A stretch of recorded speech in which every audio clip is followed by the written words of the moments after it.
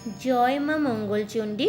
নমস্কার দর্শক বন্ধুরা, আজকের ভিডিওতে আপনারা দেখবেন 2026 সালে জ্যৈষ্ঠ মাসের জয় মঙ্গলবার ব্রত বা জয় মঙ্গলচণ্ডী ব্রতের তারিখ, সময়সূচি, ব্রতের বিধান, উপকরণ, মন্ত্র, বিধিনিষেধ ইত্যাদি। জ্যৈষ্ঠ মাসে এই ব্রত করার নিয়ম। পয়লা জ্যৈষ্ঠ থেকে জ্যৈষ্ঠ মাসের সংক্রান্তি পর্যন্ত যতগুলি মঙ্গলবার পড়ে তার প্রত্যেক মঙ্গলবারে নিয়মিতভাবে এই ব্রত পালন করতে হয়। কুমারী ও সধবা দুজনেই জয়মঙ্গল ব্রত করতে পারে। 2026 সালে জ্যৈষ্ঠ মাসে মোট 4টি মঙ্গলবার পড়েছে। প্রথম মঙ্গলবার চৌঠা জ্যৈষ্ঠ, ইংরাজি 19শে মে। দ্বিতীয় মঙ্গলবার 11ই জ্যৈষ্ঠ, ইংরাজি 26শে মে। তৃতীয় মঙ্গলবার 14ই জ্যৈষ্ঠ, ইংরাজির 2রা জুন।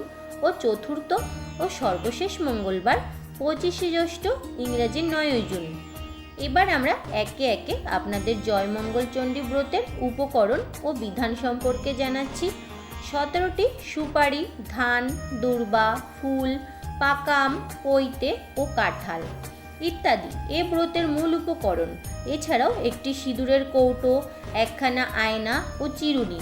প্রথমে আলপনা দিয়ে একটি পদ্ম এঁকে তার মাঝখানে কতগুলি ধান ছড়িয়ে দিয়ে তার ওপর মঙ্গল ঘট বসাতে হয়। একে মঙ্গলচণ্ডীর ঘট বলা হয়। ওই ঘটের গায়ে সিঁদুর দিয়ে স্বস্তিকার দুটি চিহ্ন এঁকে দিতে হবে। ঘটে জল ভর্তি করে তার উপর রাখতে হবে 2টো পান আর একটি কলা। ঘটের পাশেই রাখতে হবে ভাড়া। ওই সময় সাধারণত যেসব ফল পাওয়া যায় তাই দিয়েই ভাড়া তৈরি করা হয়। এতে দিতে হয় 2টি করে আম, কলা, লেবু, লিচু, জামরুল, খেজুর, গোলাপ জাম, কালো জাম ও গোটা সুপারি। এর উপর একটি গোটা কাঁঠালও দেওয়া যেতে পারে। তারপর সেই ভাড়ার পাশে রাখতে হবে জল, 17টি কাঁঠাল পাতা, একটি বেলপাতা একসঙ্গে বেঁধে ভাড়ার পাশে রাখা কর্তব্য। 17 গাছা দূর্বা একটি কলার ঠেলায় পুড়ে তার কাছেই রাখতে হবে। সেই থোলাটির গায়ে যেন সিঁদুর মাখানো থাকে। তার উপর 17টি তুলসী পাতা, 17টি আমন ধানের চাল ও 17টি জবের চাল এক টুকরো কলা পাতায় মুড়ে সেই ভাড়ার কাছে রেখে দেবেন। প্রত্যেক ব্রতের জন্য একটি সিঁদুর কৌটো, একখানা আয়না ও একটি চিরুনি অবশ্যই দিতে হবে। আর পুরোহিত পূজা করবে তখন সংকল্প করে নিতে হবে। পুজোয় সাধ্যমতো ফল, মূল, নৈবেদ্য দেওয়ার নিয়ম আছে। পুজো শেষে কলার থোলায় সেই ধান ও জবের চাল তুলসী পাতা ও কলার সঙ্গে মেখে নিয়ে গিলে খেতে হয়। এগুলি খাওয়ার সময় সাবধান হয়ে গিলতে হবে যাতে সেগুলি দাঁতে না ঠেকে যায়। এটাই হলো জয় মঙ্গলচণ্ডী ব্রতের গদ খাওয়ার নিয়ম। এই সম্পূর্ণ গদকে 3 ভাগ করে 3 বারে সমস্তটা খেয়ে নেওয়াই বিধি। ব্রতীরা দিনের বেলায় ফলমূল ও রাত্রিরে লুচি খেতে পারে, কিংবা দিনের বেলায় লুচি আর রাত্রিরে ফলমূল খেতে পারে। তবে এদিন অন্ন গ্রহণ করতে নেই। জয় মঙ্গলচণ্ডীর ব্রতকথা। ব্রতকথা শোনার সময় 3 গাছা দূর্বা ও একটি করে ফুল হাতে নিয়ে ব্রতকথা শুনতে হয় এবং ব্রতকথা শেষ হলে তবে জল খাওয়া যায়। শিবের বাড়ি কৈলাস পর্বতে, আকাশ থেকে যেন কোটি কোটি চাঁদের আলো ঝরে পড়ছে। সেখানে গন্ধর্ব, কিন্নর, যক্ষ ও বিদ্যাধরদের গানে কৈলাসে শিবলোক পরিপূর্ণ হয়ে আছে। এমনই একটা দিনে মা ভগবতী পদ্মার সঙ্গে বসে গল্প করছিলেন। এমন সময় হঠাৎ তার মনে হলো মর্তে তার পুজোর প্রচলন হওয়া দরকার, তার ব্যবস্থা করতে হবে। এই কথা শুনে পদ্মার খুব ভাবনা হলো। সে ভাবতে লাগলো কেমন করে মর্তে মার পুজোর ব্যবস্থা হতে পারে। পদ্মার এই ভাব দেখে মা বললেন যে এর জন্যে কাউকে ভাবতে হবে না, তিনি নিজেই তার পুজোর ব্যবস্থা করবেন। আর করলেনও। তাই মায়া ধরে মাতা জরাতির বেশ, হাতে লাঠি কাঁধে ঝুলি, পুরি পরে কেশ, এমনই এক বুড়ির বেশ ধরে মা চললেন মর্তে।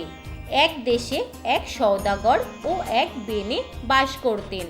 সওদাগরের 7 ছেলে ছিল আর বের ছিল 7 মেয়ে। একদিন মা মঙ্গলচণ্ডী এক বামুনির বেশ ধরে প্রথমে বেনের বাড়ি গেলেন। গিয়ে বললেন, উমা 2টো ভিক্ষে দাও গো। বেনে বউ তাড়াতাড়ি ভিক্ষের থালা সাজিয়ে ভিক্ষে দিতে এলে বামুনি জিজ্ঞাসা করলেন, তোমার কয় ছেলে কয় মেয়ে মা? বেনে বউ বললেন, আমার 7 মেয়ে, কোনো ছেলে নেই। বামুনি তখন বললেন, আমি ছেলে আটকুড়োর মুখ দেখি না আর মেয়ে আটকুড়োর ভিক্ষে নি না।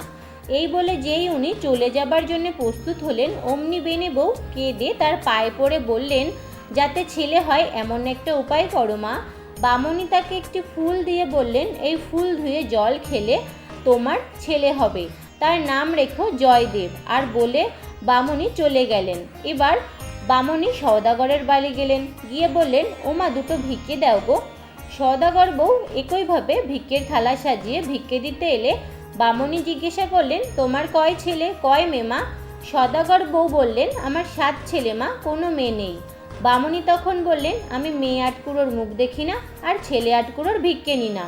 এই বলে যেই উনি চলে যাবার জন্য প্রস্তুত হলেন, অমনি সওদাগর বউ কেঁদে পায়ে পড়ে বললেন, যাতে মেয়ে হয় তার একটি উপায় করো মা। বামুনি তাকেও একটি ফুল দিয়ে বললেন, এই ফুল ধুয়ে জল খেলে তোমার মেয়ে হবে, তার নাম রেখো জয়াবতী। এই বলে বামুনি চলে গেলেন। যথাক্রমে 2 বউ পোয়াতি হলো। বামুনির কথা অনুযায়ী তারা তাদের ছেলে মেয়েদের নাম রাখলো যথাক্রমে জয়দেব ও জয়াবতী। জয়দেব ও জয়াবতী ক্রমে বড় হলো। একদিন যখন জয়াবতী মা মঙ্গলচণ্ডীর পুজো করছিল, তখন জয়দেবের পায়রা উড়ে এসে জয়াবতীর কোলে বসলো। জয়দেব এসে তাকে বলল, আমার পায়রা ধরেছ কেন, আমায় ফেরত দাও। জয়াবতী তাকে বলল, আমি কেন ধরতে যাব, ও তো নিজেই এসে বসেছে আমার কোলে, আর আমি ওকে দেব না। জয়দেব রেগে গিয়ে তার পুজোর উপকরণের দিকে তাকিয়ে বলল, যদি না দাও তাহলে এই সব কিন্তু আমি ফেলে দেব। এ কথা শুনে জয়াবতী ভয় পেয়ে বলল, এরম বলতে নেই, আমি মা মঙ্গলচণ্ডীর জয়মঙ্গলবার ব্রত করছি। জয়দেব জিজ্ঞাসা করলো, এতে কি হয়? জয়াবতী উত্তর দিল, এ ব্রত করলে সে জলে ডোবে না, আগুনে পড়ে না, খাড়ায় কাটে না, কিছু হারালে তা পেয়ে যায়, মরে গেলে বেঁচে যায়, দেশের রাজা মরলে সে রাজা হয়ে যায়। এই কথা বলার পর তিনি জয়দেবকে তার পায়রা ফিরিয়ে দিলেন। জয়দেব তার বাড়িতে এসে দুঃখী মনে শুয়ে পড়ল। তার মা তাকে জিজ্ঞাসা করতে তিনি বললেন যে জয়াবতীর সাথে তার বিয়ে দিতেই হবে। তার মা তাকে বলল, এ আর এমন কি কথা, তোর বাবাকে বলে সব ঠিক করা যাবে। জয়দেবের বাবা জয়াবতীর বাবাকে অনেক উপহার পাঠিয়ে তাকে এই বিয়েতে রাজি করালেন। জ্যৈষ্ঠ মাসের একটি মঙ্গলবারেই তাদের বিয়ের দিন ঠিক হলো। বিয়ে হয়ে যাবার পর বাসর ঘরে যখন জয়দেব ঘুমের ভান করে শুয়েছিল, তখন জয়াবতী নিজের আঁচলের খুঁট খুলে গদ বের করে খেলো। জয়দেব আশ্চর্য হয়ে জিজ্ঞাসা করল, এটা কেন করলে? জয়াবতী বলল, আজ জয়মঙ্গলচণ্ডীর পুজো কি না, ও পুজো করলে কি হয়? জয়দেব আবারও জিজ্ঞাসা করল। জয়াবতী উত্তরে বলল, এ ব্রত করলে সে জলে ডোবে না, আগুনে পড়ে না, খাড়ায় কাটে না, কিছু হারালে তা পেয়ে যায়, মরে গেলে বেঁচে যায়, দেশের রাজা মরলে সে রাজা হয়ে যায়। বিয়ের আগেই তো তোমায় বলেছিলাম। পরদিন সকালে 7 ডিঙা নানা ধানে পূর্ণ করে জয়াবতীর বাড়ি থেকে সবাই রওনা দিল। অনেক দূর যখন সমুদ্রের চারিদিকে শুধুই জল, তখন জয়দেব জয়াবতীকে ডেকে বললেন, দেখো এখানে জলদস্যুর ভয়, তুমি গয়নাগাটি সব খুলে ফেলো। সমস্ত গয়নাগাটি খুলে নিয়ে জয়দেব একটি পুঁটলি করে জলে ফেলে দিল। ফেলে দিতেই একটা রাঘব বোয়াল সেই পুঁটলিটি গিলে ফেলল। তারপর যখন জয়দেবের বাড়ি বপর্ণে এলো, পাড়ার সবাই তাদের বরণ করে তুলতে গিয়ে নিজেদের মধ্যেই বলল, মাগো, মেয়েকে গয়নাগাটি কিছুই দেয়নি। জয়দেবের কানে কথা যেতেই তিনি সবাইকে চুপ করতে বললেন। জয়দেবের বোনেরা বললেন, শ্বশুরবাড়ির ওপর কি টান দাদার। এরপর যখন বৌভাতের সময় এলো, তখন এক সমস্যা উপস্থিত হলো। কোনো জলাশয় নাকি মাছ পাওয়া যাচ্ছিল না। জেলেরা বারবার খালি হাতে ফিরে আসছিল। এই কথা শুনে জয়াবতী তাদের সমুদ্রে জাল ফেলতে বললে। জেলেরা সেই কথা মতো সমুদ্রে জাল ফেলে ওই রাঘব বোয়াল মাছটাকেই ধরল। কিন্তু মাছটা ধরা পড়লেও কেউ সেটা কুটতে পারছিল না। শেষে জয়াবতী বলল, আমি মাছ কুটব। শুনে সকলে হো হো করে হেসে উঠল। কিন্তু জয়াবতী মা মঙ্গলচণ্ডীকে স্মরণ করে মাছ কুটতে গেলেন। যেই না বঠির গায়ে মাছ ঠেকালেন, অমনি মাছ কেটে টুকরো টুকরো হয়ে গেল, আর সেই গয়নার পুঁটলি তার কোলে এসে পড়ল। তারপর যখন জয়াবতী সেই গয়নাগাটি পরে বেরিয়ে এলেন, সবাই তাকে দেখে অবাক হয়ে গেল। জয়দেব সেই গয়না ফিরে পেতেই মনে মনে ভাবলেন যে সত্যি তো হারানো জিনিস ফিরে এলো। তারপর রান্না করার কথা এলে জয়দেব বললেন, জয়াবতী সবার রান্না করবে আজ। জয়াবতী তখন মা মঙ্গলচণ্ডীকে স্মরণ করে রাঁধতে গেলেন। সবাই খেয়ে খুব সুখ্যাতি করল। এরপর তাদের যথাসময়ে একটি ছেলে হলো।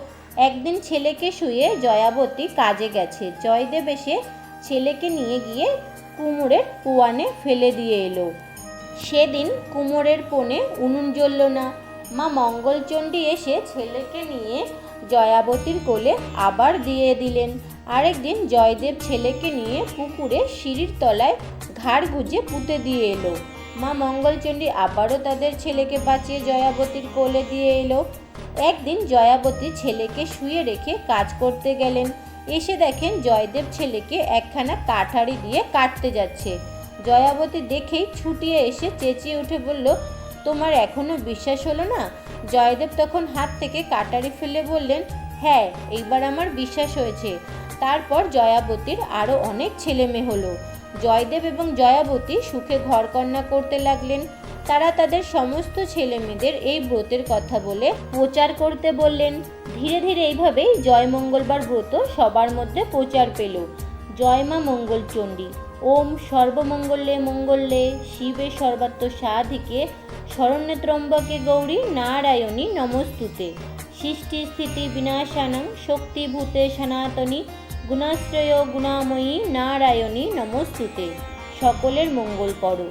আপনাদের ধন্যবাদ জানাই জয় মঙ্গলবারের ব্রত কথাটি সম্পূর্ণ শ্রবণ করার জন্য। সকলে ভালো থাকবেন। আজ তবে অনুমতি দিন। আবারও দেখা হবে নতুন কোনো তথ্য সমৃদ্ধ সনাতনী বার্তার সাথে আগামী পর্বে। ধন্যবাদ।